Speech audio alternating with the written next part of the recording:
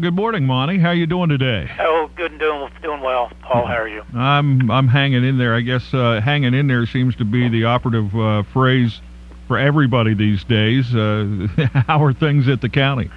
Well, we're a little busy right now. We have a lot of issues on our plate besides the budget, the legislation.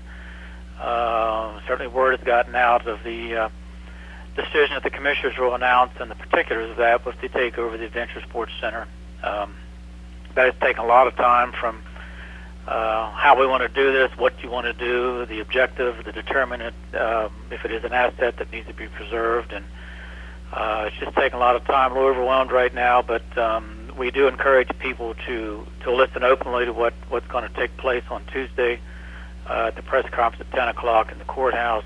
Encourage you to come or follow through the media, or we'll take calls from anybody here or questions or anything. We really want to get that issue out there. We believe there's going to be a lot of confusion and questions on that, and I'm sure the county commissioners will do the best job they can to explain the justification for this decision and the particulars, and certainly there's no reason going into that now because a lot of it hasn't been finalized, but we'll take care of that on Tuesday at 10 o'clock. Well, yeah, and I don't want you to get into things that you're going to get into on Tuesday, and you set that up, that date up for a reason, but just a quick overview. It doesn't seem to fit into any existing county department. Are you trying to figure out a place to kind of put it operationally? I think we have that in place. We're working out a little bit of particulars there, but again, that's something that will be in our press release. It'll also be part of discussion on Tuesday, and it's certainly something new, but I personally believe, and it's my opinion, that the commissioners who didn't have anything to do with the creation of Adventure Sports, the funding of Adventure Sports, any county money that went into that, or agreeing to serve on boards of advisement for that particular project, they kind of, they actually inherited the the facility and the issues that are coming with that, as far as that becoming an issue that before them, and I commend them for addressing this. Whatever decision they make, they certainly have looked at this and haven't ignored it, and have looked at it in detail and spent a lot of time on it. Another cat that was out of the bag with that is that the county will not be picking up that $3 million debt. I'm not going to ask you how it goes away or where it goes or who takes care of it, but I know each of the commissioners had a problem going forward if that was not, or if that was going to be part of the equation.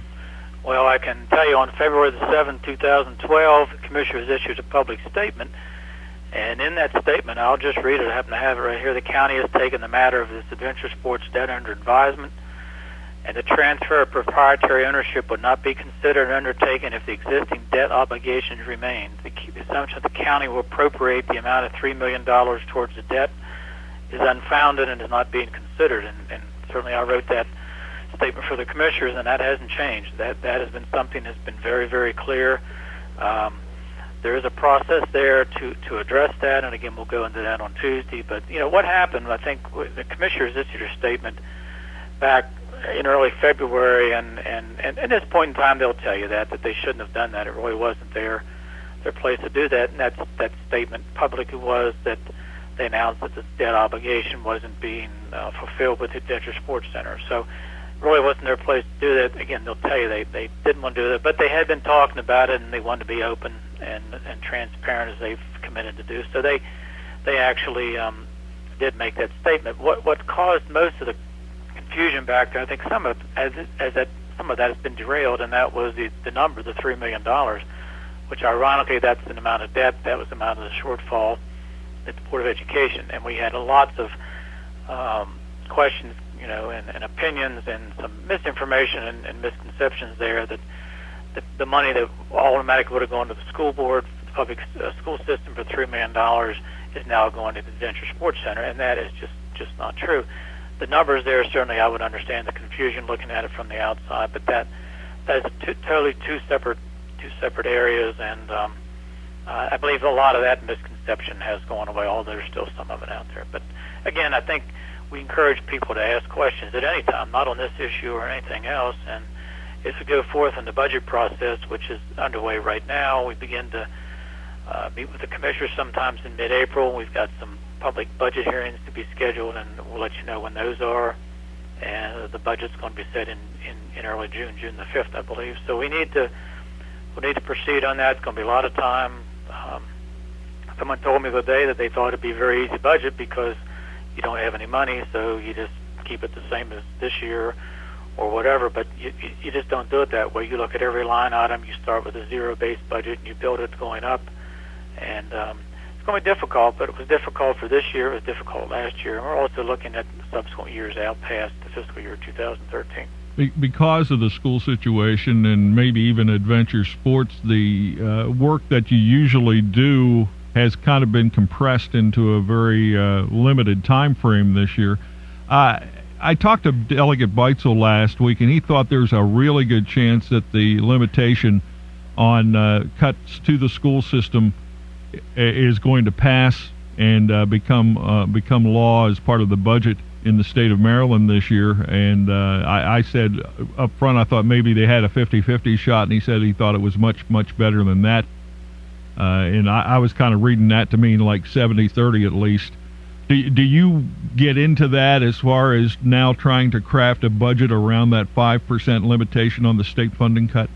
Well, certainly there's 2 or 3 different budgets out there, and certainly we started with the $3 million number. Then we didn't know at that time what retirements the school system would have, what other cost saving measure they would have. They've gone through the process, and the next issue I believe is early April when the interim superintendent makes her recommendation. And then I believe on the 24th of April the school board makes a decision. So I think that's all part of that. The commissioners also at the same time they issued a statement on adventure sports, issued a statement on school funding, and asked the Board of Education to do a number of things. I've heard that as far back as yesterday that there's another glitch in the school funding, and that it's all part of the BRFA bill, the Budget Financing Regulatory Act, whatever that anachronism stands for. It's part of that 65, 70-page document, and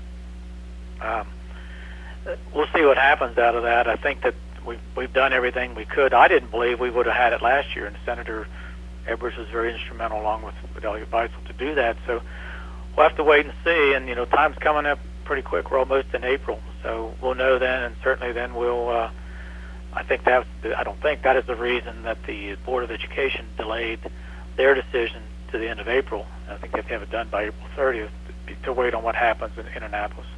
Commissioners have said on this program that any additional funding that the county gets this year will be kind of pumped into education. That seems to give the board a little bit of wiggle room if they do get that 5% limitation on cuts, and I guess wait and see is a nice way to put it. But it certainly does put pressure on your people, the Board of Education's people. The process in general is supposed to be kind of spread out a little bit, and now it's all done almost like being in a phone booth. Yeah, and I believe, and I've always looked at it this way as far as the school closures, and certainly this happened last year, and will happen again this year with declining enrollment and available funding. Certainly nobody wants the school to close, but I think you have to look at that in the big picture as far as there's amount of funding, and if you're going to be reducing other instructional programs to preserve a particular school, then I think that has to be taken under advisement. And I commend Mrs. Wagner. She was asked back in October to come up with a plan, or actually August, I believe it was, to come up with a plan because of this projected shortfall, and she's done that. And until there's that money, that shortage was right there. Until there's a better plan than she came up with, I think that she did what she was asked to do to make the numbers work. And I know through public commentary, the 5th grade transfer was taken off the table, and that's the good part about public input and commentary. And decision has to be made. It's a very difficult decision, and through the county's perspective, and I've advised and talked with the commissioners, is your point of view is not to get involved in this until the public hearing process is going through, and that happened. The commissioner did not get involved. They attended the hearing, listened, and then got into the statement they made about other ways that they were committed to funding to the school issues and those type of things, but other things had to take place. So Again, that's a decision that the elected Board of Education has to make. The county commissioners provide funding. But I think what gets lost in this whole process is that the county commissioners have other areas of the budget to take care of than just the closing of schools. We've reduced our paving plan. We have a number of bridges that need replaced. We have increased issues with our employee health care. We're addressing that to keep that at a no increase. We're operating with 25 less employees and still trying to provide services. We have a number of other issues that come up, and luckily, and I've said this many times, we don't have any debt. We don't have any debt in the general fund of the county, certainly our sanitary commission, and we also have some debt obligations that the county has the full faith and credit for the Garrett Memorial Hospital. Those things are part of our audit, but as far as our operating budget to the general fund, we have no debt. Just think if we had to start paying off debt service payments before you even put a penny on the next year's budget. I mean, you really have to look at it that way, and I think we're very fortunate not to have that.